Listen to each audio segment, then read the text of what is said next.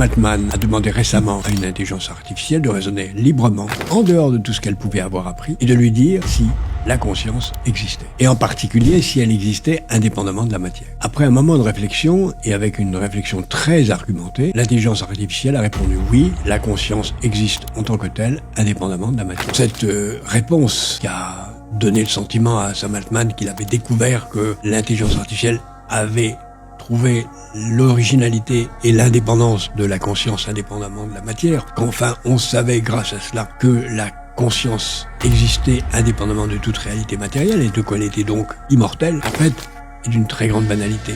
Et faux. Il y a très longtemps, depuis Aristote, Platon, Spinoza, Descartes et bien d'autres, on a réfléchi sur les relations entre la matière et l'esprit, entre ce que d'autres appellent la raison et la foi, ce qui n'est pas exactement la même chose mais qui renvoie au même. Et dans cette discussion, beaucoup de gens ont cru pouvoir dire que la conscience est indépendante de la matière, mais c'est oublier une chose fondamentale, c'est que la conscience n'existe que parce qu'il y a une matière pour la créer.